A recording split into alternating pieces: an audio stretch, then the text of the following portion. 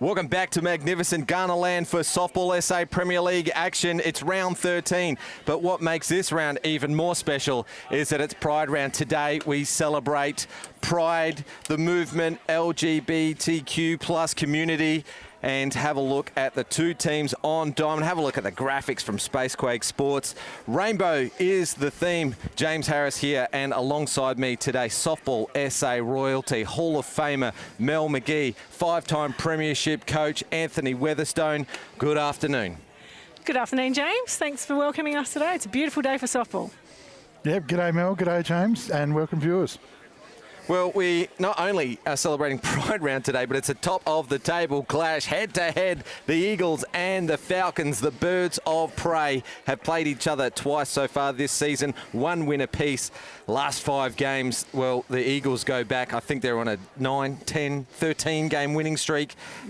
Team ERA, both teams under 2, and Steph Trzynski talks about being under 2 as being the key number there. Batters batting above 400. 1 for West Torrens. She's going to lead off the game. 3 for the Falcons, and some absolute quality there. These two teams match up very well. Stars across both lineups. Might get you to go through some of the key players in a moment, but that is Millie Fidge on screen, the young gun pitcher for the Falcons. She will throw the first pitch to the new recruit for the Eagles, Amber Hood, for high for ball 1. So tell us, guys, who are the key players for both sides? Key players for the Eagles today. Obviously, the lead-off, Amber Hood hitting .415 on the season so far. Another key player will be Steph Trzynski, obviously, on the mound. That was a nice pitch. Yeah, with an ERA under 1, isn't it? And she was absolutely dynamic on Wednesday night. She just completely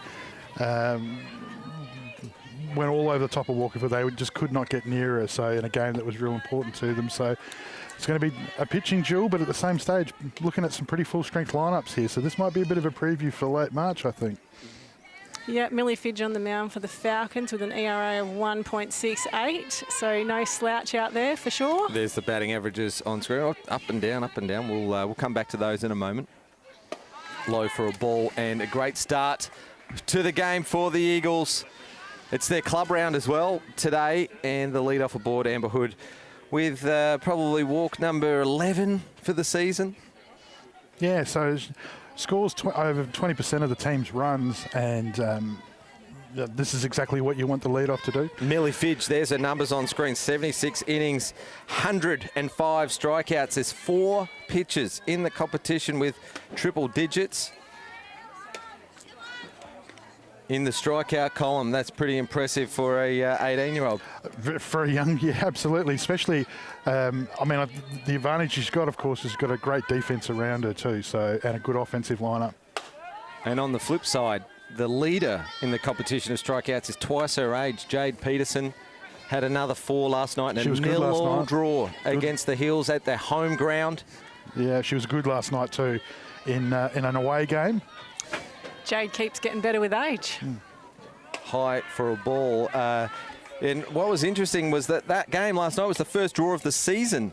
And Glenelg, in their 2 games, sitting 6th, so on bottom, but have only given up 1 run so far in 2022. So great signs for that young team. It is a positive start for them in the second half of the season. And the 1 run was against West Torrens, so holding West Torrens' lineup's a pretty good start to the second half. So Millie just trying to get some control here. We've walked the lead off, and we're deep in the count here for Lana, who was looking to advance the runner short, but at the moment has just, she's still moving with it. Great batting. That's a really good at-bat. So Lana was shaping a lot to try and look about advancing the runner in that position, and whether or not Millie just adjusted for that.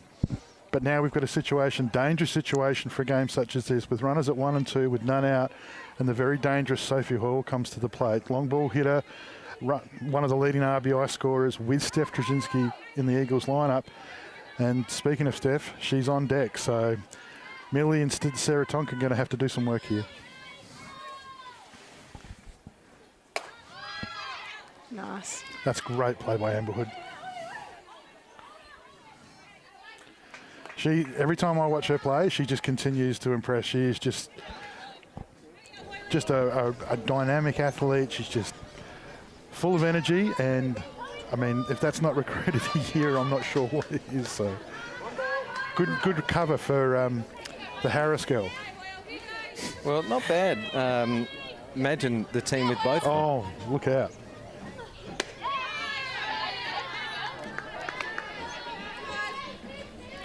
Well, West Torrens have been competitive for a long time, but they haven't been able to secure a premiership for some time, I think going back as far as 2011. So on that basis, you know, you definitely want to make sure that you make the most of the team that you've got, especially when you've got Steph absolutely dominating in the middle, current Coral medalist. So good count here for Sophie.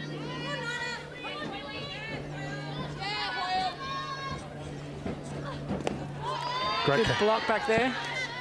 Good job, Tonks. Bit of pressure here, 2-2 count.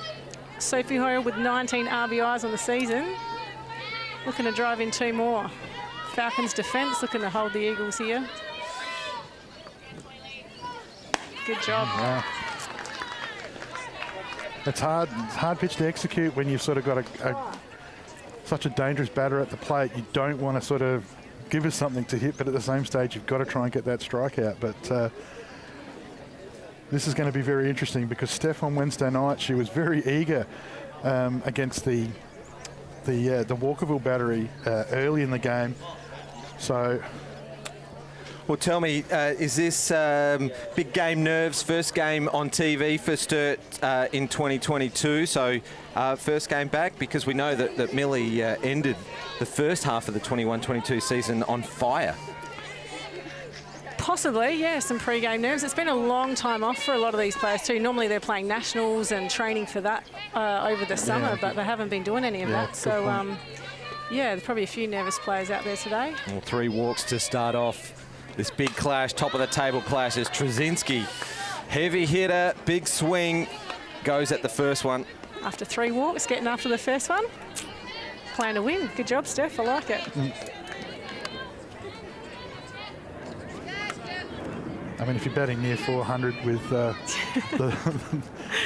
basically leading the team in RBIs, you're probably going to have a go. But it's a great hitting 4. And hitting 4, yeah. Yep. Good change up there by Millie. She's just sort of good call by Sarah Tonkin behind the plate. Falcons need a double play here. That would set them up nicely. Their outfield is probably a touch deeper than it traditionally would be. So, especially on that right side.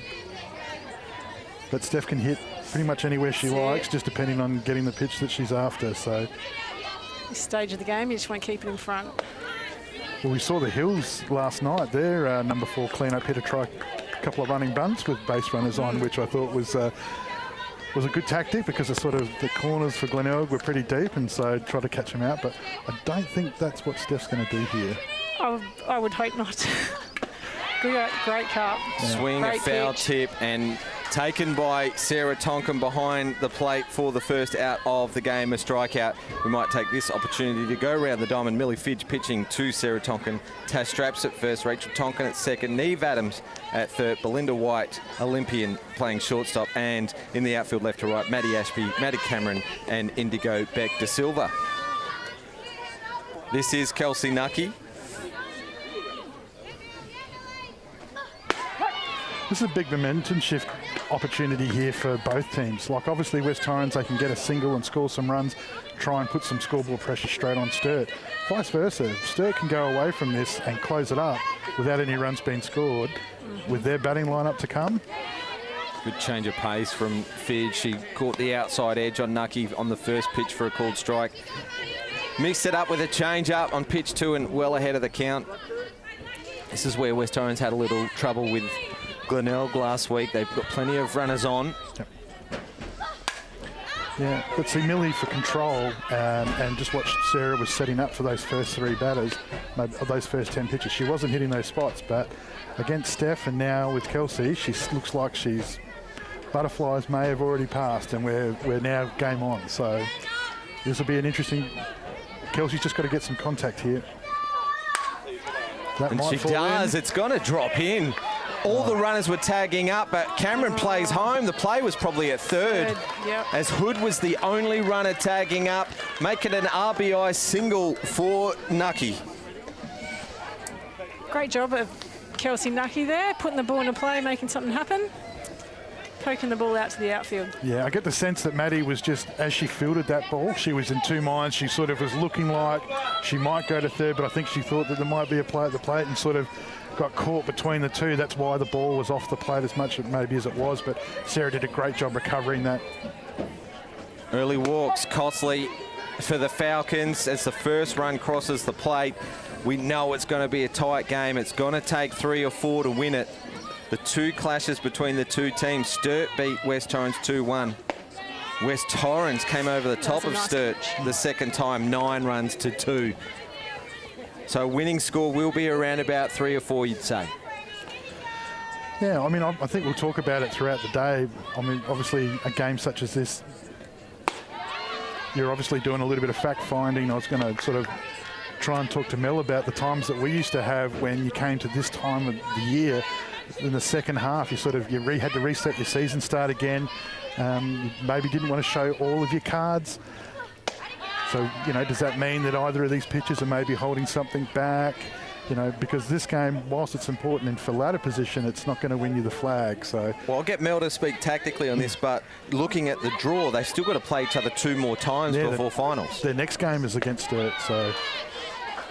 Strikeout swinging, make it 2 strikeouts and 3 walks on the inning so far for Fidge, and throw in an RBI single for Kelsey Nucky. Millie Fidge doing a great job of bouncing back right here. Good job by the 18-year-old. Great pedigree as well. We saw the news that her father, Darren Fidge, is pitching game number 700 for the Goodwood Saints in the baseball today. That's legendary. I don't know how he does it. Well, 18 times retired, I think, as well, for Fidji. John Farnham come back to her. Game 700. Well done, Fidji. Congratulations. I mean, 600 games at third base, shortstop, second base. That's nothing. That's unheard of, but to pitch 700, what the...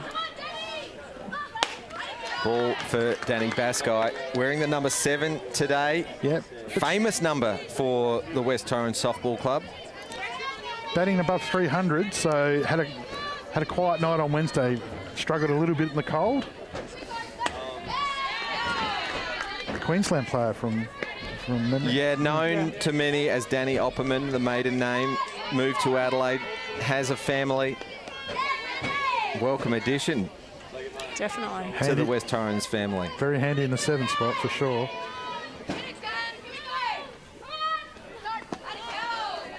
Job behind the plate, Tonks. She's so rock solid. Yep, she is. In stature as well. I saw her Instagram page the other day. Geez, she's the 1-year transformation that she's got. Ball of muscle. Absolutely. Rock solid, as you said, Anthony. Nice pitch. I was referring to technical skills. Both, and figuratively and literally. I'm too old for that Instagram stuff. Instabook, isn't it? Facegram. Well, you can see Softball SA on all the socials. We're live streaming this game on the Softball SA Facebook page, as we always do. Baskai fouls that one off. And speaking of the Facebook page, if you want to, we'll talk about minus 18 in a moment, but if you want to support minus 18 and the Pride round, just go onto the link that is in the comments for this game. We're looking to raise $500 today for minus 18. Swing and a miss for 3 strikeouts for Fidge, and reduces the damage to a single run. Great comeback from the young champ. Yep, good job of the Sturt Falcons there. Eagles looked like they were going to jump off to a really hot start, and I think 1 run is a good outcome for that inning. Yeah, for the Falcons. Absolutely. I think if Sturt knew that they were going to take 1 out of that. That being said, I think, you know, obviously it took Millie just a couple of batters to settle down, and once she did settle down, you saw her get into her work through that middle part of the order. But I think we saw the same thing from Steph Trzynski on Wednesday night. She, you know, the first couple of innings were pretty quiet, pretty straight up and down, and then she threw just 1 walk. to, I think it was batter number 6. And then that one walk set off a chain reaction of 13 strikeouts in a row. So I think a bases loaded strikeout isn't going to sit well with Steph. And I get the sneaking suspicion that that might be taken out on the first batter. So I think, you know, getting her motivated and getting her in that sort of zone is will bode well for West Torrens. And they've obviously got Carly Allen behind the plate, who's well documented with their hitters. So, well, while you're talking the battery, why don't you take us around the diamond and the West Torrens defence? Yeah, thanks, James. I'd love to. So we've got Steph Jasinski to Carly Allen behind the plate, Kelsey Nuckies at first, Amber Hood at second base, Lana Kaisler at shortstop, Sophie Hall at third base, Brody Borovnik left field, Danny Baskai centre field, and Jackie, not Jennifer, Bill at right field. Let's have a look at the screen. Steph Trzynski's pitching stats: 64 innings, 102 strikeouts, an ERA of 0.66. That's right, it's under 1, 6 earned runs for the season, and opposition batting average of 140. You said Jessica Biel on don't know what you're on referring Wednesday. to. Jessica Biel's the actress, and it's spelled different as well. You know what? I don't even know who Jessica Biel is. So I don't know how I did that. I doubt that, Anthony. I bet you know who Jessica Biel is. There's the defence also on screen. So it's going to be a real interesting start here. So Sturt have thrown 3 walks and loaded up, and then had to come through the heart of the lineup. The super dangerous Sarah Tonkin, who's a threat by bat or by getting on base through a well-pitched walk. We're going to find out a lot about how this game's going to go in the next 5 minutes.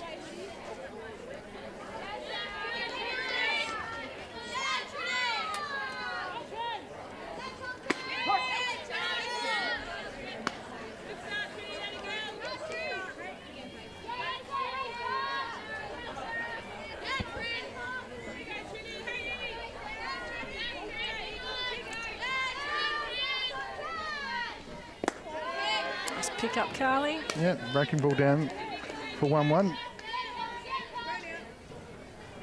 See if Tonks jumps all over the next pitch.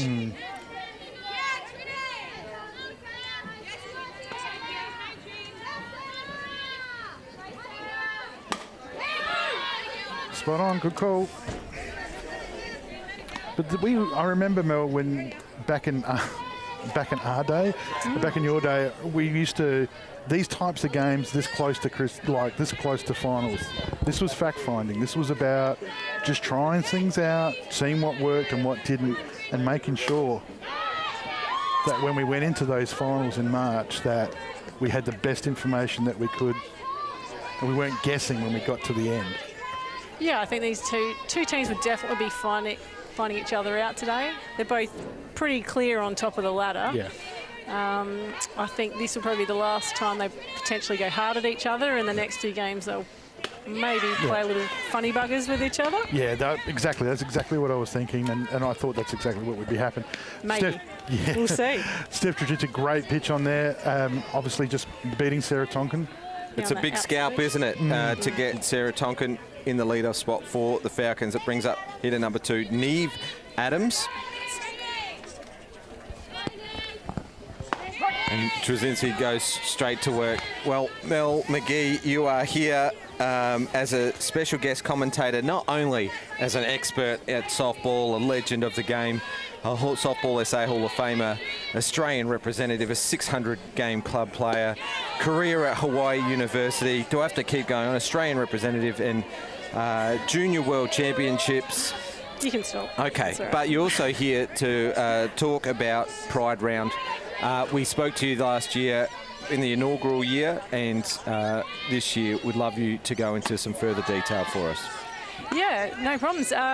Pride Round came about, well, it was 2020 with the COVID-19 pandemic first hit us, and I was sitting at home thinking, you know, softball being cancelled and all that, and I was thinking softball's pretty important to me, and why is it important and all of that, and I came up with the concept of Pride Round, sold it to our club, sold it to the competition, and it's in its 2nd year now, and it brings tears to my eyes seeing everyone, Falcons out there with their tops. There's people selling socks, there's flags, there's juniors getting around it. Under 12s were in rainbow socks today. Yeah, it's just an amazing event. It's grown in 2 years. This year we're partnering with -18. Sorry, just watching that pitch there. Yeah, minus 18, who work with youth, LGBTQIA plus youth, educating, advocating and celebrating the youth, which was sort of one of our motto that we came up with last year. We're trying to raise money for them. We've got a goal of $500. Hopefully we smash that. Yeah. But yeah, they do workshops, they sell merchandise, they're doing online events at the moment, obviously because of COVID-19. Great shots. Adams line drive. It's a soft line drive to shortstop, and it looked like Kaiser got on the tippy toes, but in the end it reached her no problem and takes the catch for the second out. Keep going, Mel.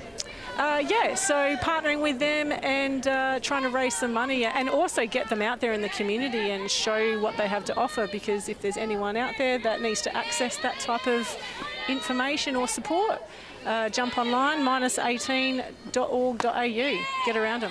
All right, we will come back to minus 18 in just a moment, but let's pause for a second and appreciate what we're seeing in front of us here. The best pitcher in the competition versus the best player we've had since Mel McGee in the Adelaide Club competition. Yeah, 100% spot on, James.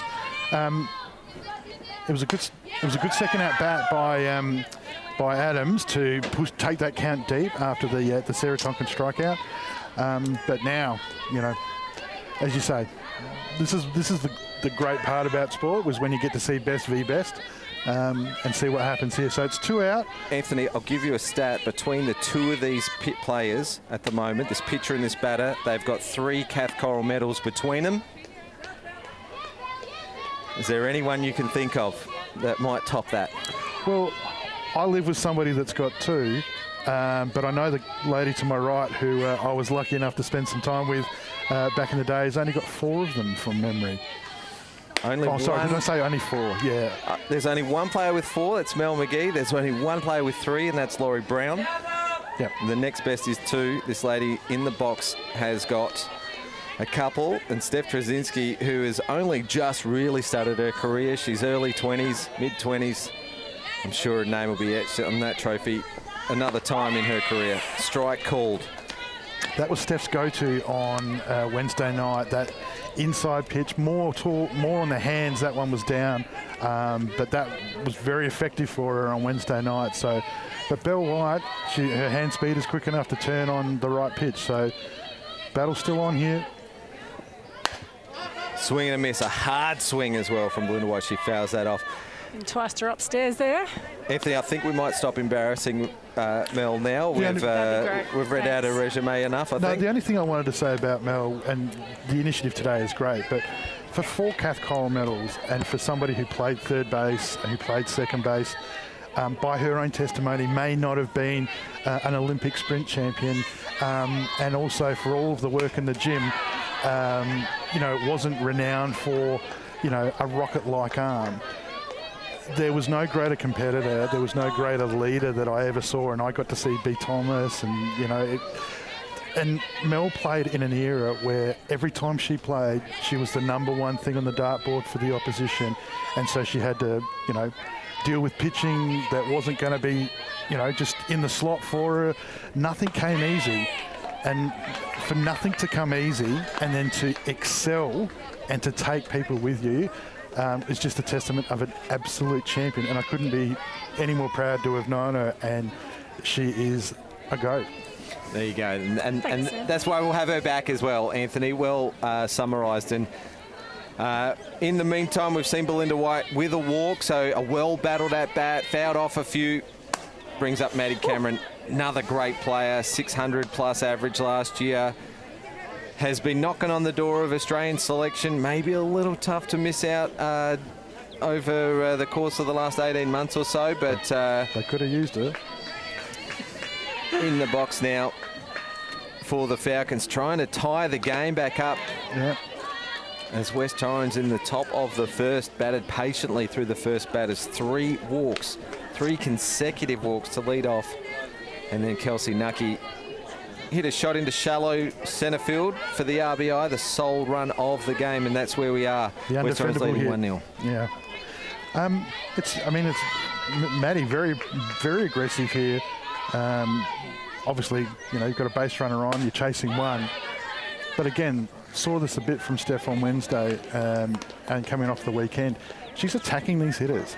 This is from my perspective, from a coaching perspective, this is probing.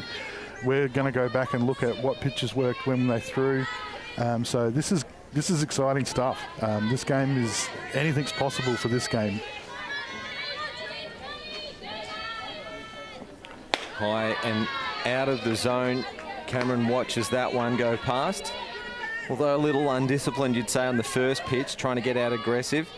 She's really reined it back in, trying to bring Steph back into the zone for something to hit. Potentially in the alley. She's known for that one.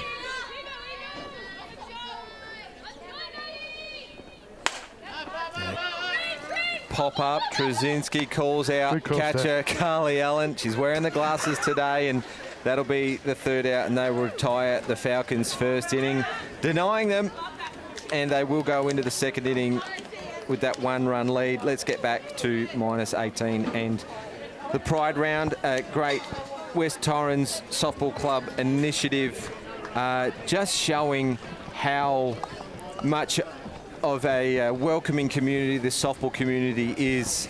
-18 is an organisation that helps and gives back to this community as well, and we are trying to get to $500 on their Give Now page, and the link is in the comments of the social media of this live stream on the Softball SA Facebook page. It takes you directly to the Give Now page. $299 already, Mel, and the target is $500. So do what you can to give. It's a terrific cause. What more can you tell us, Mel, about -18? Yeah, $5, $2, $10, whatever you can give out. Yeah, they do education programs for our LGBTQI community. They're helping Australia's youth all the time. They provide workshops for the employment sector. If you're a company or a business who wants some education around inclusivity, yeah, you can book them for a workshop. They're partnered with Bonds. I know they've been partnered with the Carlton Football Club. So, yeah, Hannah Gadsby gave them a shout out a few weeks ago on her Instagram account. They're a big deal, and they do a lot for our community. So, yeah, if you can donate some money, please do so. Or just share their resources. Get on their page and have a look at what they've got to offer.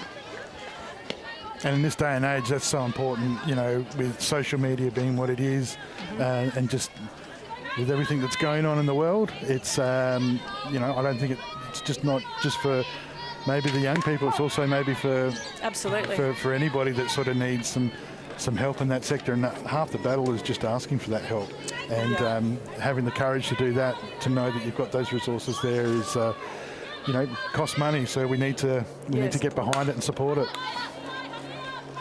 Ground ball to Belinda White. She stumbles, she fumbles, and she fires it across to get Carly Allen for the first out. Carly Allen reaching a bit there, getting ahead of herself for that pitch. There's the leading team's replay. Only Belle White could do that. Only Belle White could fall over, fumble the ball, and still make the out by a yard. So that's what she does. She sticks with it. She never gives up. Here's Jackie Beale, 9-hitter. This is an important hitter for West Torrens. She's not at 9 because of any other reason other than the fact that she's got the top of the lineup coming behind her, and she's that left-sided player that's dangerous, makes you challenge the pitcher, change your field if you have to, gives the opposition a different look. And then, of course, if she can get herself on, it's with that lineup coming behind her. That was what I was saying on Wednesday night about just needing her and a couple of these other West Torrens players just to push those numbers just that little bit more, to take that pressure off that top order, because that top order is outstanding. But you know, in finals, anything's possible. Yeah, I call Jackie Bill the ultimate eagle. She'll do anything for this team, and her teammates know that. And so for her to get on base, and she's a bit of a spark plug for the team. Everyone loves her and gets around her, so unfortunately, not that at bat, but she'll bounce back. She'll get the next one. Going down swinging on that occasion, back around to the top for the West Torrens leadoff, Amber Hood.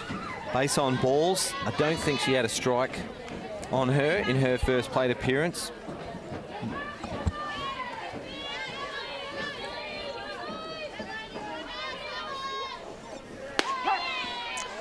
Yeah, Millie Fidge has really settled in now. Yeah, she's throwing well. looking a lot better than she was before. You can just see that dip and break on the ball. She's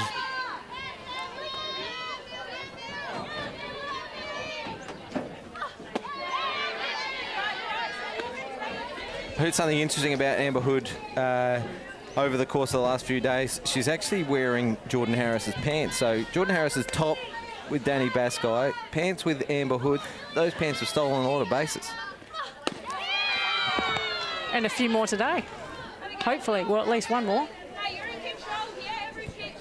And I assume that you've got that bag next to you. Just I see that your much better half is again coaching on first. Yep. So phones charged, bags by the chair. Undefeated assistant coach. Ground ball to Adams. She's beaten that one out. I'm giving an infield single for that. Adams was at full stretch, at full pace, charging that ball down. And Amber Hood, although a miss hit, will go down as an infield single for mine. Yeah. That's a case of Amber's speed putting probably a bit of pressure on the field there too. Puts the ball into play. You know you've got to come up with it cleanly to throw her out. And yeah, now you've probably just got a bit ahead of herself there. Kayser, aggressive at this first one. I think when Lana turns to a bit of a corner, hopefully on Wednesday, just that last at-bat that she had, you could just see she turned inside out, put the ball to centre right, and scored some runs and felt pretty good about it. And you can definitely see that she's upbeat today. Kath Cole medalist herself. Nice. Shot up the middle, off the middle of the bat to centre field. Maddie Cameron does the fielding. Amber Hood just stands up casually at second.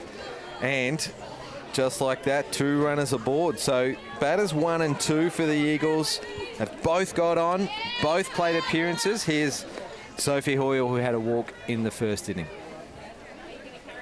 Back-to-back hits. It's a nice compact swing by Lana then too. She's not trying to hit it to the fence. You know she's facing a pretty good pitcher, or a very good pitcher in Millie Fidge. Nice compact swing, back up the middle. She's still got power though. Yeah, still a hard hit. Yeah, she's... Yeah.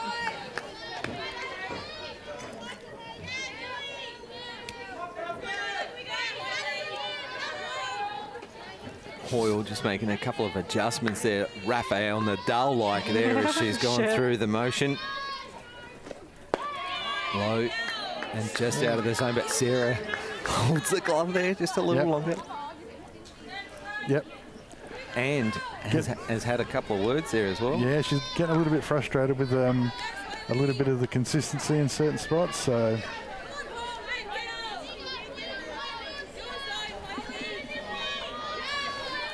all part of great theatre.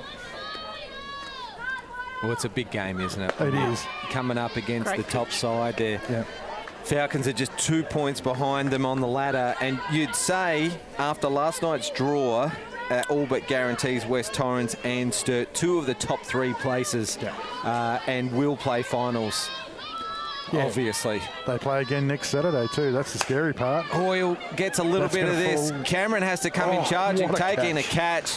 What a catch. It's a run-saving catch as well, because Amber Hood was on her bike. Kayser was approaching third as Cameron takes a nice shoestring catch. Let's have a look at the leading teams replay. Yeah, that's hard to do. Look at the great thing that Maddie does here. She just keeps her feet. So normally if you're at 2 out, you can normally throw your body a little bit more, but because you want to stay upright if you're at none or 1 out to try and throw the next runner out. But she did that great. That's just great athleticism by Maddie Cameron, who's a gun. So Textbook had a throwing hand over the ball too to make sure it didn't pop out. It was very good. Yep, telling the under-12s about that today. So that's a very, very interesting first couple of innings just there. Just seeing how West Torrens have approached it. They've been through, I mean, like we're 2:32, so we're over half an hour in, and Sturt's just about to have their second at-bat. So these at-bats are lengthy.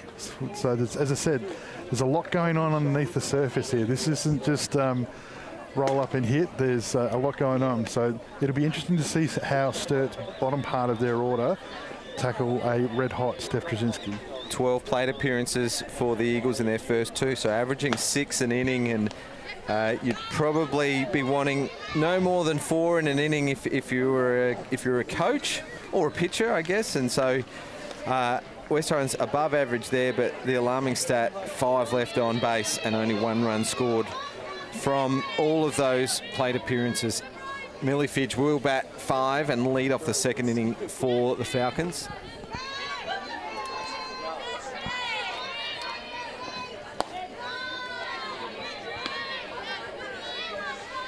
Signed, sealed for Hawaii. Mel, you have a chance to have a chat to her about that?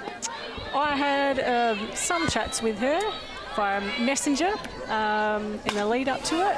Pop up to the right side.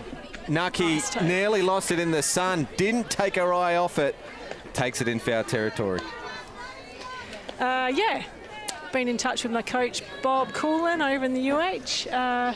Yeah, that was pretty exciting. I think it probably one of the best Christmas presents Coach Bob's had for a while. I think she signed right before Christmas, so he'd be very happy to have Millie Fidge on board.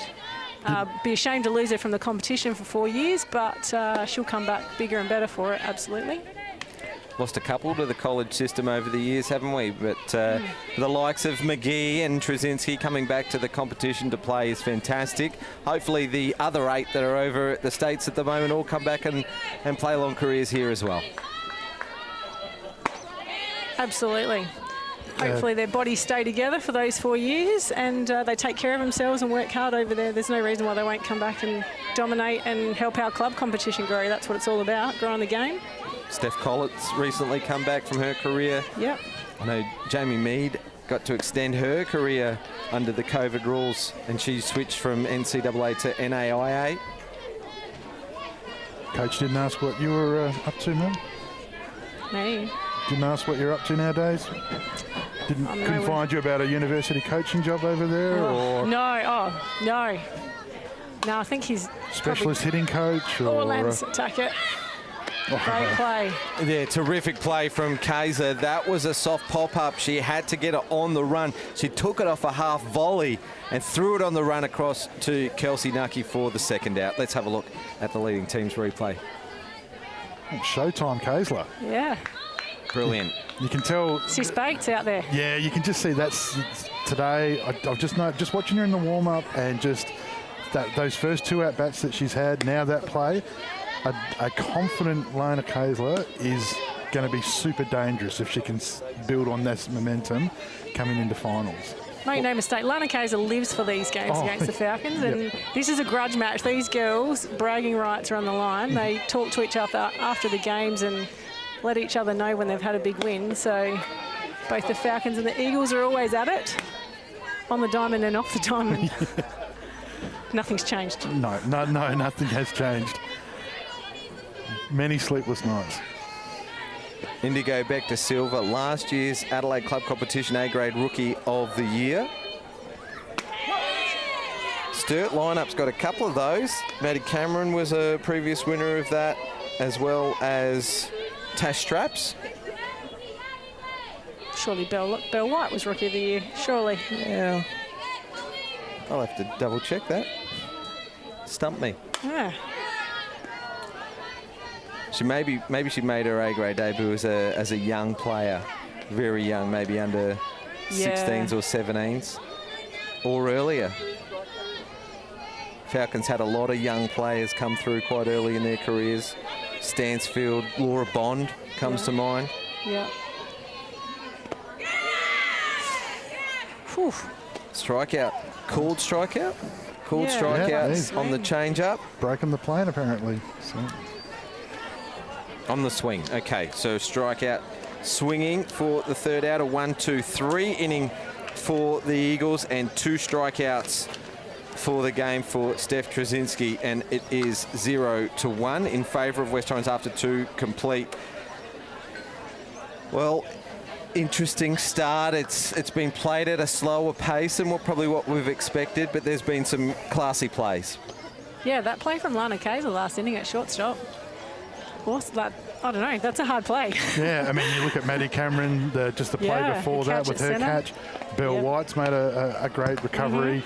And, you know, there's been some good shots. So Tonks has been solid behind the plate too. And now the pitching's also starting to, now that they've both settled in. But, I mean, that's what you expect from, as you say, West Torrens v Sturt, but it's also 1v2. So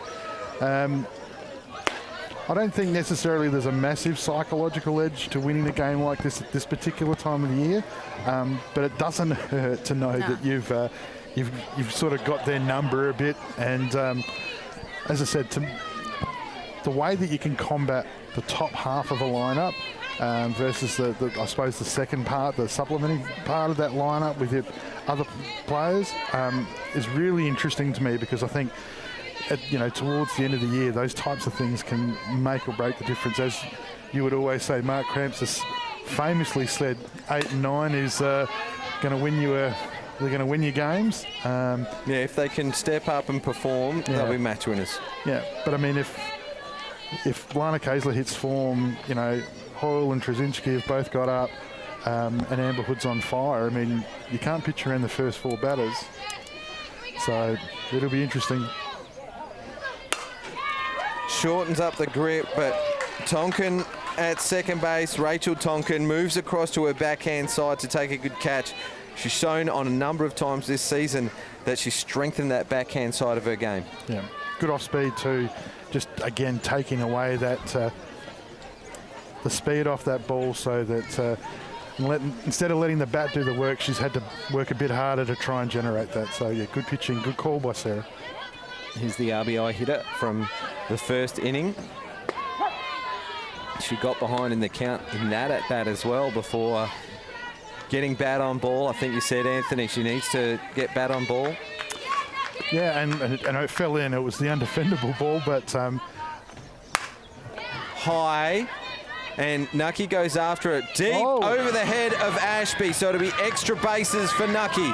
Tough catch to make this early afternoon sun at West Beach. It looks straight in the eyes of all the fielders on the right side and anyone who's looking directly up in the air. So runner aboard for the Eagles and in scoring position. Yeah, West Torrens have come to play today. They've been putting pressure on from the first pitch, especially offensively. They've constantly had base runners, but they've got to make sure that they take these opportunities and make something of it. So, difficult catch in the sun, left field. I mean, Kelsey's taken a great catch at first, just last innings, which looked like she might have lost it in the sun. Left field a bit harder. Just confirming from our official statisticians today, that one's gone down as a drop catch.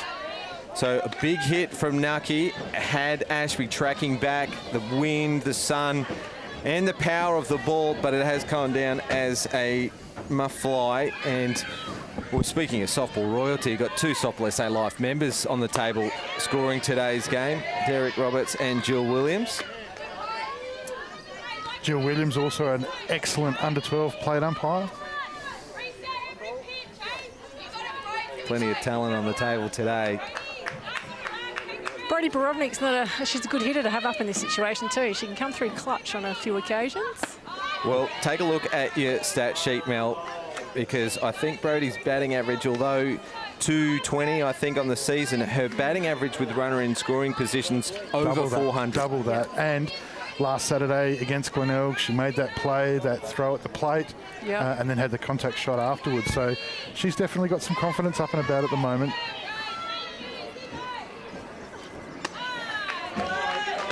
Definitely noticed a change in Millie's in pitching here at the moment. The first innings, more going around the plate.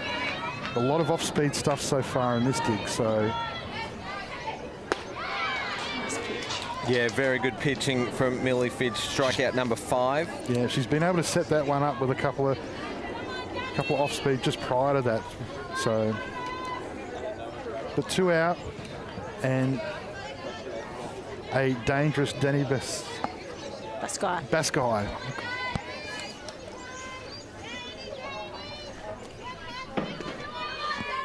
Always looks dangerous, doesn't she, in the box? She looks dialed in always. Yeah, she's hitting 350, hasn't played all the games, but obviously anybody that's had some time in the Queensland League and played in the rep stuff up there is obviously can play the game. So Well left. Millie trying to entice her on the outside edge there. Danny did not bite. It was a good pitch though. Trying to get her fishing.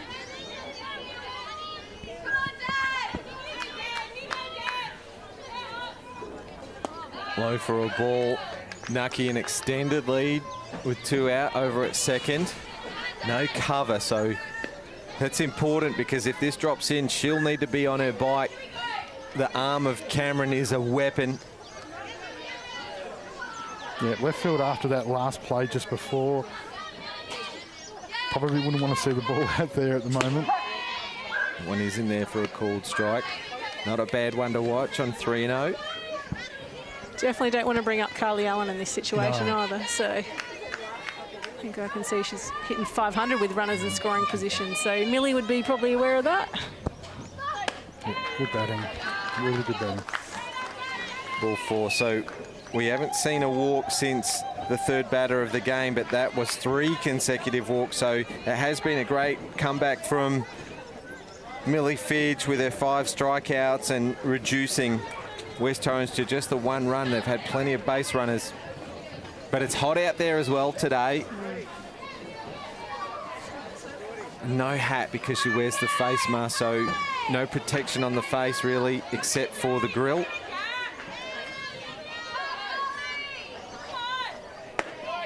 Allen always looks the most dangerous when she watches the first 1 or 2.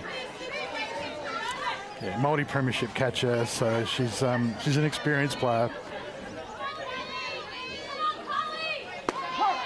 Again, someone you want up in the clutch. Carly Allen's come through many times for the Eagles in important situations.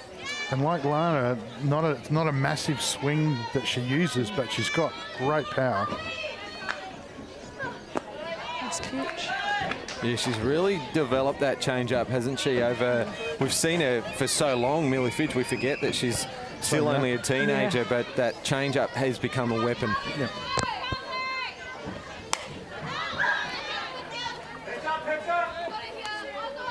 Good call from Tonks there, trying to get Carly going upstairs. Yeah, definitely the count in her favour at the moment. So, I mean, 2-2. I mean, Carly's got to protect her edges. She can't just wait for the slot anymore. But at the same stage, you know, the fine line for Millie is it's only 1 pitch before you send up the next batter. So Carly is a master at poking the ball through somewhere. There she goes. That's enough. Play Millie. Yeah, for Millie Fidge. She's good off her own pitching. And she gets a nice soft roller and fires it across to Tash Straps at full stretch at first base for the out. Good take. Great job by the Falcons there, holding the Eagles. yeah, I mean, Sturt would be going into the dugout at the moment, and they'd be saying, listen, you know, they've had a lot of base runners, they've had a lot of the play. We're halfway through the game, and it's 1-0. So, you know, that's not panic stations by any stretch of the imagination. So, you know, defensively, we're good enough, we're holding, but again, they need to put some pressure back on the Eagles. I mean, I think Glenelg had them under pressure for a little while on Saturday before that great play by Brodie late in the game. And even though they dominated Walkerville, you know, they weren't under any pressure in that game whatsoever on Wednesday night. They did as they pleased. So it's important that Sturt rise to that challenge right now. All right, we're about halfway through game 1 of a double header here today on Pride Round.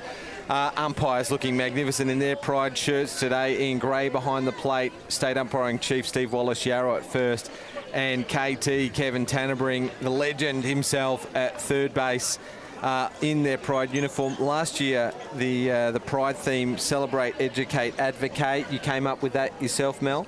Along with our committee members, yeah, yes. And how do you think that helped promote Pride Round? I think it just gives us a focus. Like, obviously, in the softball community, we do have a very diverse LGBTQIA plus community. So we're celebrating that amongst us. We also did some educating. Obviously, we're promoting -18 this year, and we're advocating. We're showing people out there, if you don't play softball and you want to fit in somewhere, come join us. We'll have you. We're very inclusive. We celebrate everyone. So, and I know, like I said last year, softball's been a huge part of my upbringing, and I don't know where I'd be without it, to be honest. It's a pride flag on screen, and now Lauren Jury in the box for the Falcons. A called strike from Trzynski. Well, the game's definitely better for your involvement, Mel. Not just on the field, but also the way that you tackle these initiatives as well. It's amazing. Well, I'll give a whole shout out to the entire softball community, because they've done a great job getting around it, but we're all doing something. Port Adelaide's got their Indigenous round, Sturt have got their mental health round, Walkerville and Glenelg have breast cancer round, and we're a bunch of volunteers out here supporting a sport, and then also advocating and celebrating everything out there, and educating people and raising awareness for all these different causes. So everyone out in the softball community can pat themselves on the back, because I think we're a bunch of legends, and it's a family we choose, and we're very fortunate to have each other, I think. Well, speaking of breast cancer round, Port Pirie Softball Association have their batting for boobies round Awesome. today. So it's their fantastic. breast cancer awareness round, as Steph Trzynski will get her 3rd strikeout of the game. She's only faced 8 batters as we're in the bottom of the 3rd, and this is the 9-hitter for the Falcons lineup, Rachel Tonkin. Yeah, so well done, and congratulations to the Port Pirie Association. We've seen some great talent come out of Port Pirie, especially in the last couple of years. They also had the player of the Kath Sims Memorial medalist at the state championships just late last month in their top side that played in the AB grade competition. Of course, the Adams sisters and Justina coaching today.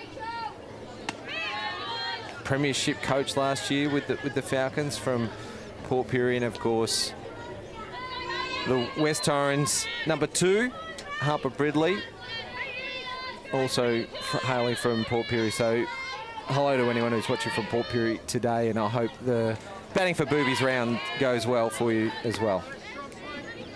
Well, back to the cause for Pride round, -18. They have a Give Now page. The link is on the West Torrens social medias. Yep. It's on the Softball SA Facebook page, this broadcast, the comments for this broadcast. So if you can, give a couple of dollars here or there, or give a lot if you're inclined. Trying to reach a goal of 500. Can't see that it's changed during the game, so we might have to plug it a little bit more throughout the remainder of this game. Get that tally up around the 500 mark. I know we've got some more donations to come. The Sturt D grade blue team, Jill Collins, did an awesome job with some stubby holders. They're raising money. They're selling those over at the food stall. If anyone wants to buy one, $10. They're going to donate money from that to -18. And I believe Glenelg are selling their socks and using money from that to donate to -18 as well. So, like I said, it's a great community we've got out here, and everyone's getting around each other. It's great to see. Yeah, it was awesome to turn on the TV last night and watch Friday night softball up at Nimbo Park. Big crowd, great atmosphere, good close game, and spreading the message. So yeah, great work everybody. But the uniforms look great too. The Rebels and the Hills with their uniforms, and the drone footage was amazing. Yeah, and don't think that $5 isn't enough. Yeah, every little right. bit counts. So in these times, again, it's not a matter of needing to be the most. It's just making sure that you're just a part of it, and just and recognise that the work that they do is important, and let's support them. So 8-9 here for Sturt. Lauren Jury, has gone down looking. And the dangerous Rachel Tonkin, who always seems to have that knack of just coming up with something. Those number 9 spots, West Torrens, obviously with Bill, so many of those teams have just got somebody who can come back to the top of the lineup. So this is an important batter for Steph and Carly to get here. Great. There she goes and again. she just picks one up like that. Tonks, single well done. for Rachel Tonkin. Very important because it brings her around the top of the order. Only one out. So That was a great tough at bat by Rachel just then. big count. And again, just went with the ball, like you said before, Mel, with Lana. Didn't try and, put it on the Space Cake leading team's, banners out at centre field. She's just tried to find space, put the ball there. Well, the key to this game was always going to be pitcher dominated with just looking at their ERAs. And it's about the hitters making adjustments. And I think, obviously, this is coming to Sturt's second time through. But, yeah, just making adjustments. And off Steph, you're not going to be hitting her to the fence at this point. You're just looking to get her into play. And that's exactly what Rachel did just then. And she's given her team a good start to this inning. And hopefully they can capitalise and get a run across the plate. So 1-1 count, and she's been swinging away. So not looking to play small ball and advance the runner.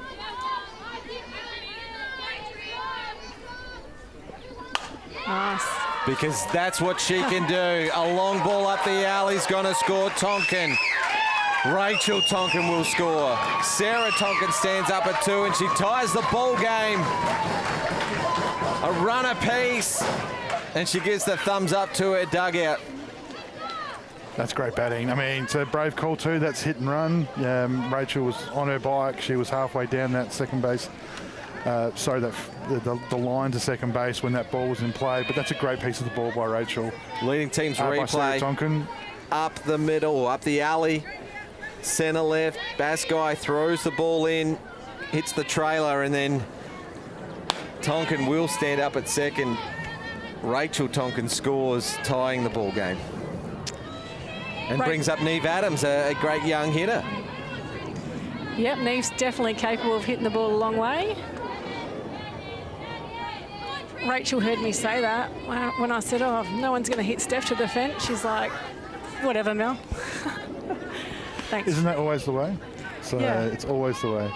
Sarah, did I say Rachel? Yeah. Sorry, Sarah. The two Tonkins back-to-back in the order make it tough for the commentators. Don't worry, I've done it myself. How often do you see that, though? Number 9 gets on, and then the next player just comes up and does that. That's... Well, here's the big play now. With only one out, Neve Adams gets on base. Now you got 2 runners on for the Olympian. She's been to 4 Women's World Championships as well.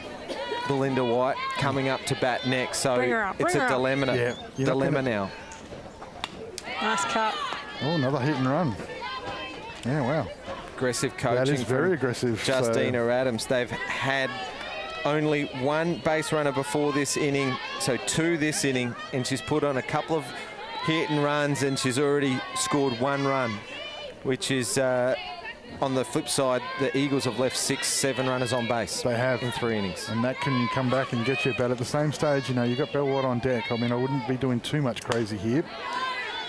I mean, it's not like they're going to intentionally pitch anybody out to create a force in this situation and bring her to the plate. So, but at the same stage, that first hit and run is what bought that extra base, because she had such a jump on that last shot. So, but this is good. I mean, this is aggressive. This is what Steph and Carly need too. They need to be challenged as well. They need to lift. And the defense for the Eagles, which is always solid, needs to stand up here. 2-2 count. But you can't do that. Strikeout looking for the second out, and the second strikeout looking of the inning for the Falcons. Well, do you take the risk and put her on, or do you attack? Attack. Yes, attack. You have to attack here because they got to do their homework. And you can't send Bell White to the plate and bring Maddie Cameron. Anybody else in the lineup, you would consider it, but not Maddie Cameron. Well, it's a good point, Mel. You get an opportunity to do your homework on Bell, see what her strengths and weaknesses are before you face her again in a more important game later in the season. I can see Lee Hull on my left pointing directly up to first base, shaking the head. Old school. He is old school, but that's cool. I feel like I'm part of that, but I must confess at this particular time of the year, I would be asking our crew to go at it. Called strike. Well, maybe Belle White doing her homework as well, wanting to see extra pitches. Absolutely, she would be. And last at bat, Anthony, you talked a lot about me. I'm going to take the opportunity to talk a bit about Belle here. She's one of my favourite humans, one of my favourite softball players. I've had the privilege of working with her quite a bit, and you cannot outwork Belinda White. She is where she is because of her work ethic and her passion for the game. And I love watching her play. I love working with her. She's a good friend, and I don't normally like the Falcons to win, but I'd be happy if she hit a double right here. Mel, you said she works the hardest out of anyone. It reminds me of a saying of one of your big fans. Oh, here we go. Up the middle. It's a shot that's going to score. Neve Adams, the courtesy runner. An RBI single to centre field for Belinda White. She got behind in the count, but the champion doesn't ever give up, and she's aboard. Yeah, and you could see a double fist pump there, and a bit of a shout out to her bench. So that meant something. That was good. I mean, it's a great piece of batting, as Mel was saying. No let off here. 2 runs scored. Maddie Cameron goes after the first pitch. There's trouble. The left fielder's deep. Kaiser fumbles. Borovnik throws home. Belinda White beats the throw on the drop catch from shortstop. It was a tough one. She had to back with the fly to the ball. Left field was deep. She lost her hat. Cameron just took off, stands up at second. Belinda White scores from first. Leading teams replay. Talk us through it. Well, a high pop fly, obviously, from the hammer, but I'm going to highlight Belle's base running. Yeah. And the first half of the season, I saw her win a really important game. Could have even been against us. I think it was. She scored from first. She's an Olympian. She's the best player in the league, and she's sprinted her heart out for her team. She doesn't slack off in any moment of any game, and that's why her team is now at 3-1. But Maddie Cameron put the ball into play, and when you put the ball into play, things happen, and that was a tough ball for Lana. But, Falcons come up trumps with another run. It's a great effort by Lana. I mean, that ball's swirling in the wind, and she's going back, and it's turned her in, and she's still been able to get a glove on it. Yeah. Here's another look.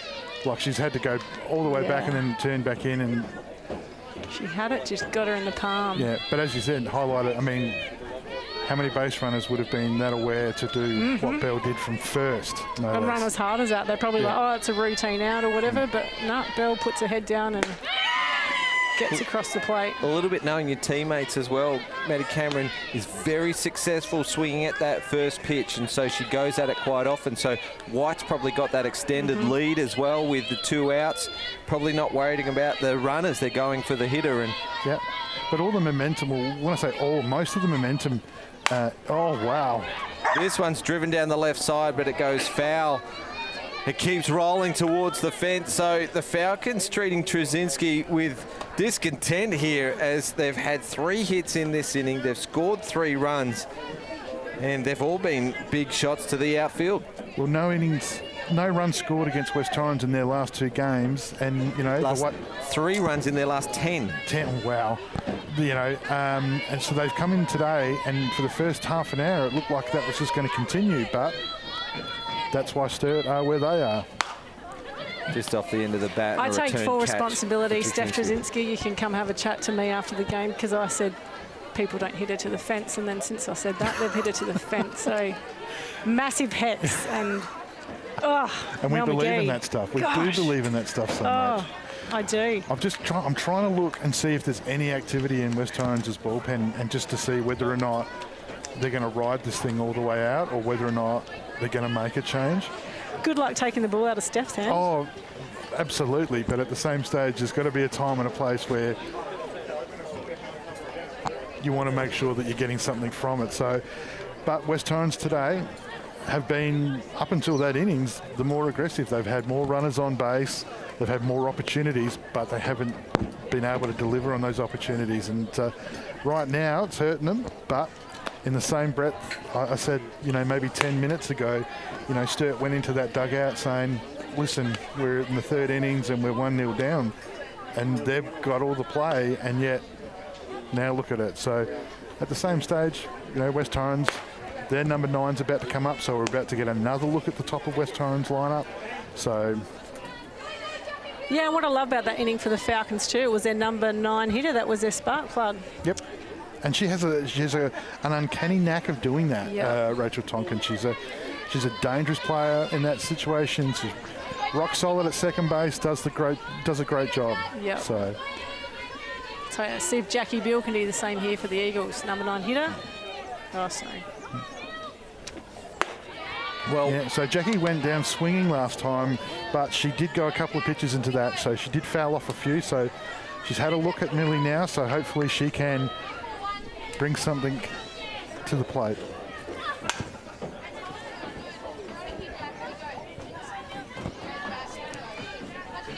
okay, what's got to change for the West Torrens offence?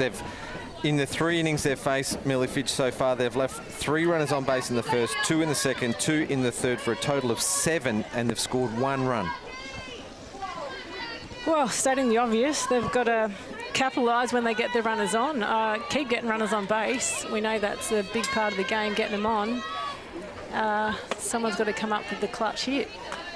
Having said that, mentally, you don't want to put too much pressure on yourself. These things, sometimes they dry up and sometimes they flow really nicely. So hopefully if we get a couple of runners on, we can get some key hits at the right time. Well, strikeout swinging for Beale. Got it twice now, Millie. I was just thinking while you were saying that, Mel. First and third for Sturt are both camped back on the base, and you're a left-hander, and you can drop a running burn. You can play, maybe sometimes you just like some of those other hits that we saw. Rachel Tonkin didn't overextend on her shot. Lana Kaiser didn't overextend on her shot. Maybe just got to throw something different at and put the ball in play and force the defense to come up with something. Because that's Millie Fitch's 6th strikeout, I believe, which, 6. From somebody that walked the first 3 batters, that's a remarkable turnaround on her performance. It's definitely settled into this game. And still about 25 minutes of game time to go. So West Torrens might only have about 6 more outs to go. As Hood goes deep, Maddie Cameron backs back. She'll get extra bases. Just what the Eagles needed. The top of the order firing to her 2nd hit of the game. She's been on 3 for 3. Now they need to bring her in. That's amazing. She is just out of this world at the moment. Well, hitting .415 before today. That'll increase with her 2 hits. Yeah, that's a great piece of the ball. Just sat in on that, put the ball into space. Well, Beautiful piece of the ball. Here's Kaislett. She's also been aboard 2 from 2 today. And you mentioned any movement in the West Torrens bullpen. Is there any movement in the Sturt dugout? I looked at the same thing before, and there was pre-game, but I haven't seen anything since. So I think we've passed that point of protecting anybody or research. I think now these last 20 minutes, this could be just an all-out race to get a win. Great pitch, Millie. Good call, Tonks. Yeah, her change-up has improved out of sight, and Sarah's ability to call it, just great times.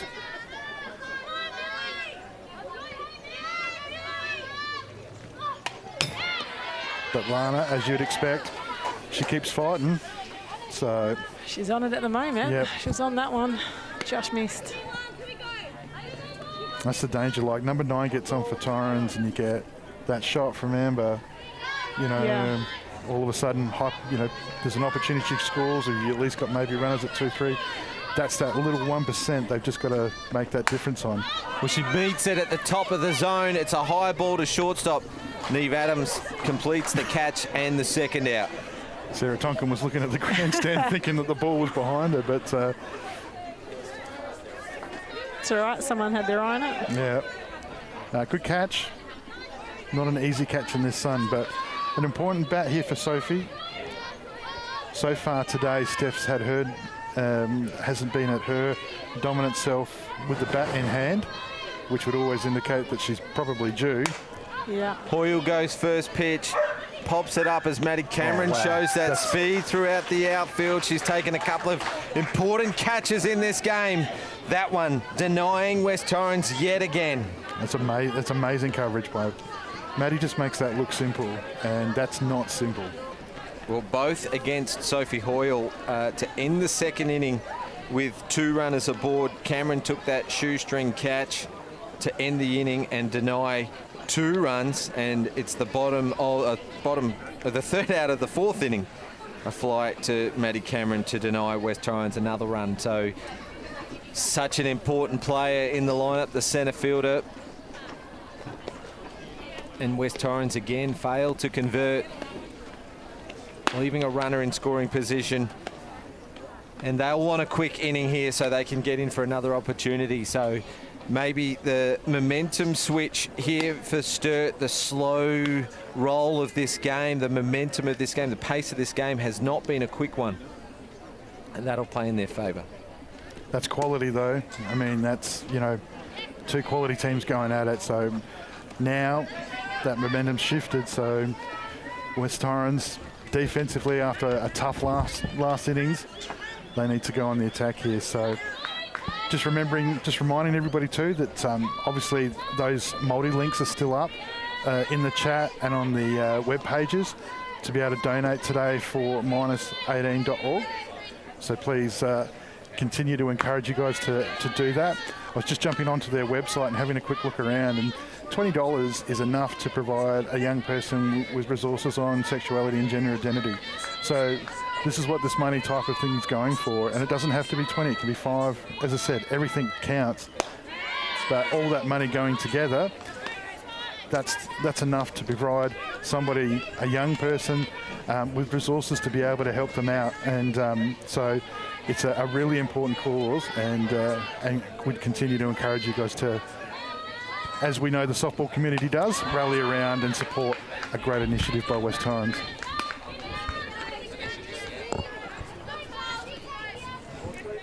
Dangerous Rebecca Straps.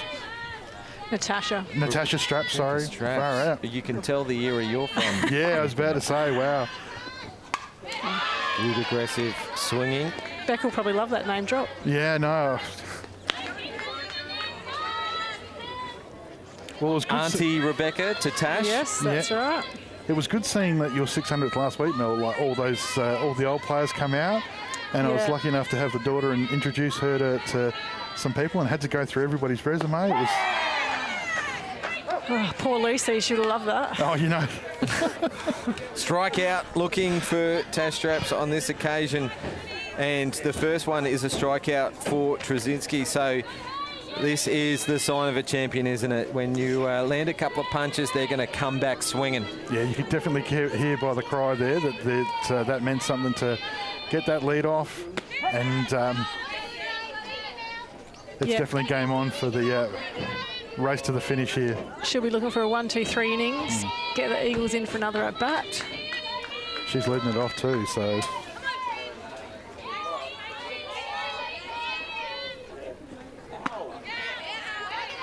Back to Silver on the move in the left-handed batter's box. We can see the pivots in a little bit, third base in a step, but all the outfielders are definitely in where we see the Sturt Falcons. They play 2 in, 2 out in the infield for the left-handed slapper.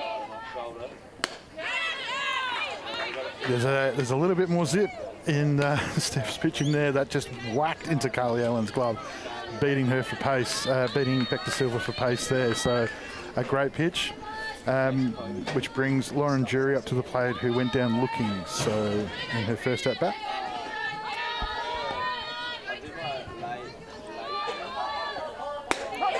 Well, should the West Torrens Eagles come back from here, it'll be a well-earned win, because Sturt have got the last at-bat, and if it goes around to another inning, which it definitely will, Sturt will have the top of their order due up. Yeah. And I don't think, and again, I'm a long time out of it, but I don't think we're going to see Trzynski v Fidge next Saturday. I get a sneaking suspicion that next weekend would probably be the start of the preparation running home to the final. So you don't know. They might just be continuing wanting to go at it. Steph's on a mission. That is a sign of intent from Steph Trzynski. Striking out the side in a 1-2-3 inning. She got 2 in the third, to take it to 4, and now 3 more in the 4th to take it to 7 strikeouts for the game. Looking forward to her next at-bat, which is in about 30 seconds. Now, you mentioned that their next games against each other is on Saturday. I've got it down as Wednesday night. My apologies. But it'll be on Diamond 2. We'll see the Hills versus Port Adelaide here on Spacequake Sports. A big game. If you want to see that, you'll have to come down to West Beach for that game. And speaking of our live stream broadcast, this is just game 1 of a Saturday doubleheader. Walkerville versus Port Adelaide coming up next at 4 o'clock. All part of a 4-game super round here, thanks to Spacequake Sports and all our broadcast partners bringing you Pride Round. We had a men's game, which was the curtain raiser last night in the Hills. And we saw Hills Heat host a home game against Glenelg Rebels, and they fought out a 0-0 draw. Yeah, good to see Sam Flynn still throwing up in the Hills there, and looked like he was in complete control for most of it. And in that last innings, the Pirates just decided to go bang, bang, bang, and it was game on.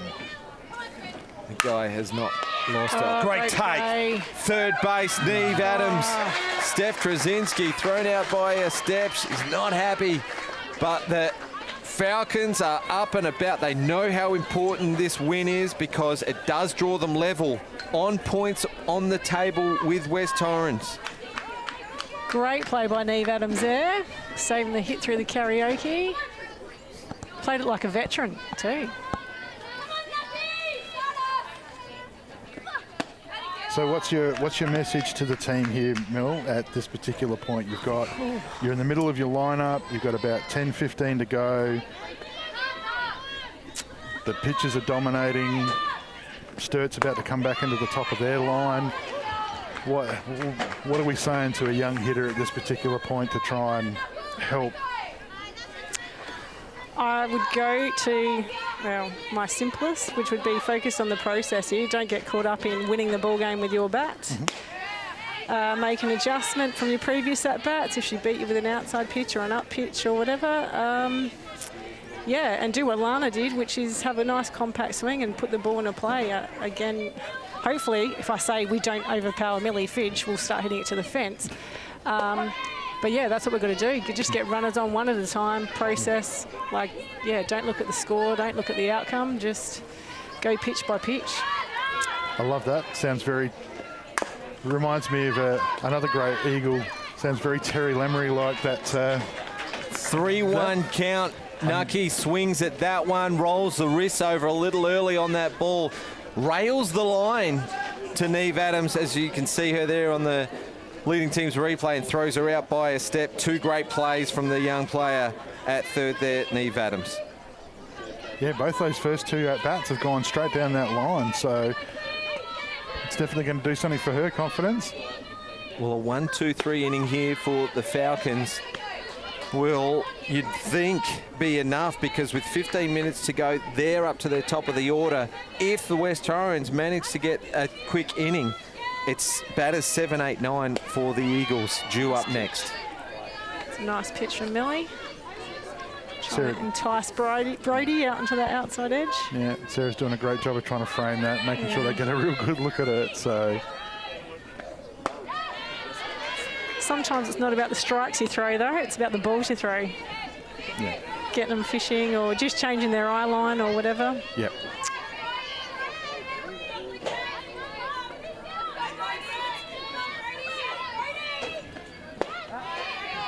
Low for a ball. Borovnik, that's a keen eye. That's the one thing I love about it, the sport as a whole. It's just, you're never going to be a master of it. There's so much into it. Like coming from an under-12 game today to watching this, and just, you know, the heart of the game's the same, but all those little details just add up, and they all mean something, you know. Yeah. So I always remember you always used to be great at that type of stuff, simplifying it. You're always calm in those situations too. I mean, externally. Yeah. Swinging a miss, so Fidge with a big out. You could see the acknowledgement in the background from White, how big that out was, as she throws strikeout number 7 for the game. Well, the wash and a 1-2-3 inning. Sorry. No, sorry. I was just going to say the wash-up at the moment is going to be 7 base runners from the first 3 innings for West Torrens that just got left on. That'll be the story for them at the moment. So, but they've still, a quick defensive innings here. They still get another opportunity.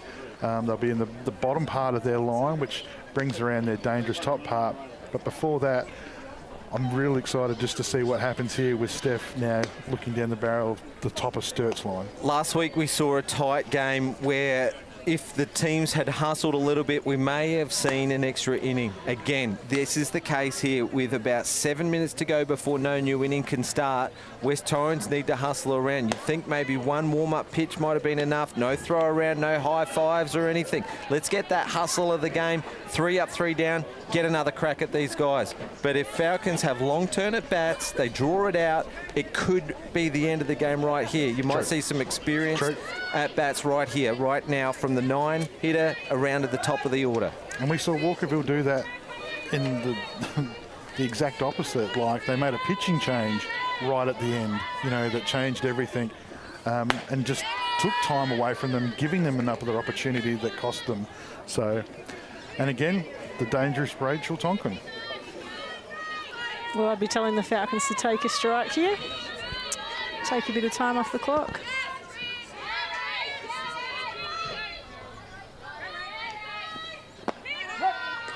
Called strike, so Trzynski finds her mark. Yeah, this Falcons team, absolutely sensational. Last year, they probably won when you wouldn't have thought they had outright favouritism for the flag. West Torrens were on a roll, swing and a miss for Tonkin. The Hills Heat were running hot, and they were able to take all the experience from their senior players and their youth and exuberance there that they have to win a premiership against a couple of other teams that were favoured. Even a Port Adelaide side led by Yo Grauer may have had more favouritism than them going into finals, but they found a way, and a ground ball over to second base there on that occasion for Rachel Tonkin's the first out. But that's what Sturt bring to this competition.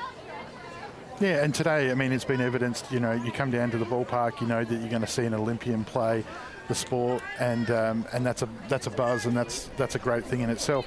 But it hasn't been completely dominated by her. Maddie's made some great plays defensively in the field. She's put the ball into the field. Sarah Tonkin's the one that's actually put the ball to the fence to start that run, which came from their number 9, from the younger sister Rachel Tonkin at second. Neve Adams has made some good plays at third. So Millie, after a tough start, she's come on top and is now starting to dominate. So it's been a collective effort by Sturt, and that's a scary message for the rest of the league with a month to go. That they're not relying on 1 or 2 players to, get them a win or be in a position to win against a quality opposition. Well, still, there doesn't seem to be too many signs of panic from the West Torrens camp. About 5 more minutes before no new innings. 10 more minutes of game time to go. But if we start a new inning, we'll complete it. Sturt with the advantage. They'll bat last. Bottom of the 5th, a 3-1 ball game. Top of the table clash. As Tonkin swing, foul, 2-2 count. In comes the infield again. No hustle. It's an interesting decision, Mel. Who's leading that? Would that be coming from the bench, or would that be coming from the diamond somewhere? Well, I don't know. Back in our day, someone would have been on the clock, I guess, yelling out of us. I probably would have checked late in the game too to see what time we had left. Ground ball to short. Kaiser stays on her heels. And it gets through the legs. Second base open. But Tonkin, in her run through, didn't see the opportunity, perhaps for an extra base, and she'll be happy at first. The leading team's replay. It stayed low. Didn't on pop that up, did second it? bounce. Yeah, tough play. She needed to come get it though. She just sat on her heels a bit. She'll probably be saying that to herself too. Half step, come get it. You don't have time for a timeout, or was that called by the No, it's a bit of theatre from... Yeah. Well, if you ask me, Justina Adams has played this perfectly. Yep. Both the Tonkin sisters batting 9 and 1 respectively. Took a pitch. Took a strike. Pitches, took a couple of pitches, Yeah. as you said at the top of this inning, Mel. And now Tonkin's aboard with a little bit of luck that went through the legs of Kaysler. Now here's Neve Adams, who will watch one. It's a called strike. That number 9 position can be, as I said, super dangerous. I mean, the young girl that batted for the Heat last night that you were talking about, she was obviously somebody who looked like she was put in that role to keep pressure on. Checking the runner, Carly Allen, trying to keep her at bay. Well, Wouldn't think Tonks would be going anywhere at this stage. Well, and this is the opportunity for the Eagles. If they can get an infield grounder, roll a double play, it's their only chance as time continues to tick away. And Belle White's up next, so she'll probably undo her shoelace anytime soon and just play the clock like a pro. I think deep down from a coaching perspective, I would be looking at this particular point where it is tight and we are in the position that we're in and it's not a final.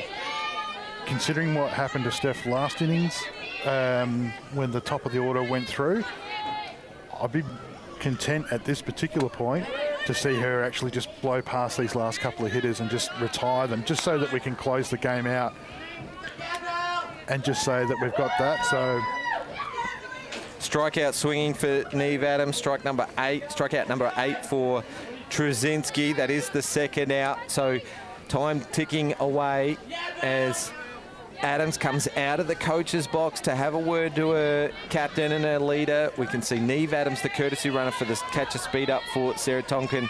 West Torrens need an out. This batter, is it going to come from the 500 hitter in Belinda White? I think her on-base average ridiculous as well. 509 batting average, 542 on-base average, but scarily 891 slugging. So if she does get bat on ball, we're looking at extra bases. Adams takes off. Oh, that takes the force off. Is Carly all right there? She looked like she slipped as she threw that. No, she's okay. Well, she's got to keep going. She can't. She'll have to suffer in the dugout later for West if they're to have a chance. There's 2 out. We are so close here for time.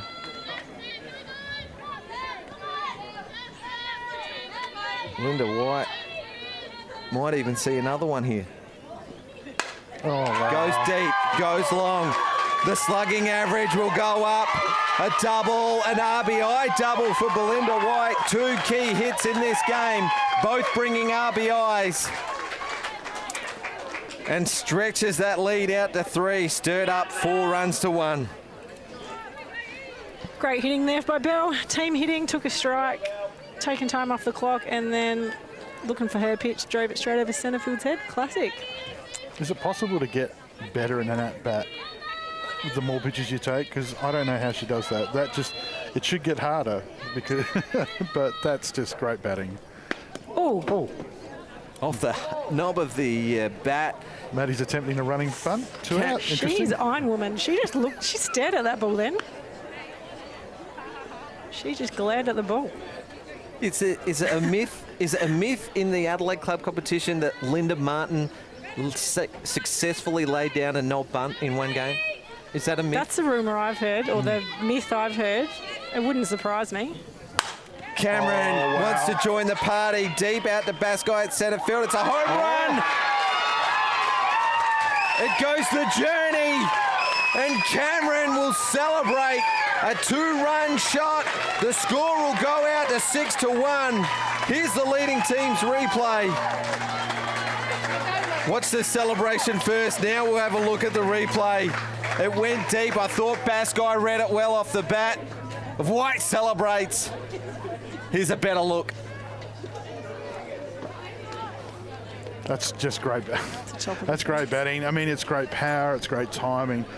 But Well, the umpires have called it 3 minutes early. It's not a mercy win at all. It looks like a couple of minutes early, but that'll do it. There will be no new inning after this one anyway. 7 runs to 1 in favour of the Falcons. And an exclamation point put on from Belinda White's double, and then the very next batter, Maddie Cameron, 230 feet to that fence, hit the top of the fence, dead centre. Well, my nickname for Maddie Cameron is the Hammer, and that's why. Just a score correction. It's 6-1. 6-1 for the final. Yeah, that's what I had. And 2 RBIs from Maddie Cameron in her last at-bat. 2 RBIs in the game for Belinda White. It'd be tough to decide who the player of the game is, but then you look at defensively, we saw that Sarah Tonkin called a beauty. She got on a couple of times, and Key as well. She found a way to get on in that 5th inning when time was against West Torrens. Got it between the legs of the shortstop. She got on and eventually scored. And then she also called a great game. Millie Fidge started out with 3 consecutive walks. She held her medal and only gave up 1 run for the game and threw out 7 strikeouts for the game as well. Let's go over to the 2 experts here. Who was player of the game for you? Oh, that's a tough. I'm going to go Maddie Cameron with the dinger. But it could have been, probably 3 or 4 people for the Falcons there. I was going to say Maddie Cameron as well, not only for the game-winning run that's basically just finished the game. She made a couple of really important and excellent plays in the outfield, just with her coverage and her reading of the ball. So, wow, what a game. Yeah. That's lots to like about that. It can happen.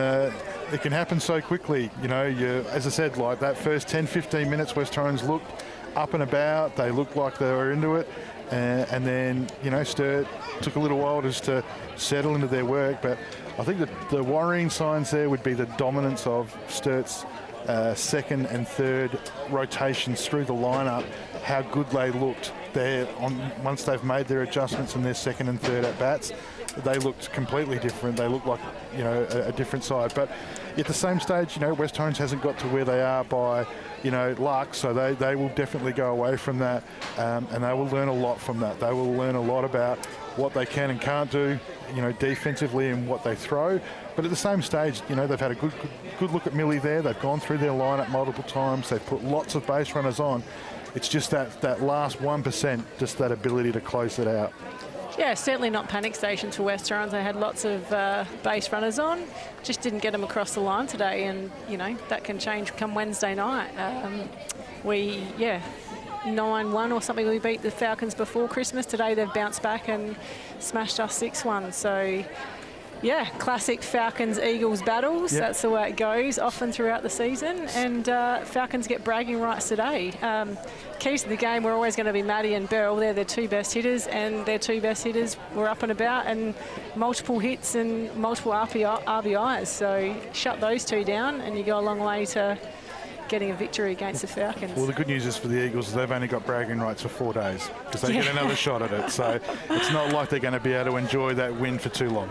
All right, well, just before we wrap things up for our special Pride Round game, we do have a double header, so if you're a big softball fan, don't go away. We've got another game in 30 minutes' time. It's Port Adelaide versus Walkerville, but this game is about pride. It is around raising awareness, and it's also a little bit about giving back as well. On the Give Now page for -18, the link is on all the West Torrens socials. It's on the comments for this live stream broadcast on the Softball SA Facebook page. Trying to reach a goal of 500. We've jumped up to $330. Awesome. For -18. And good job, everyone.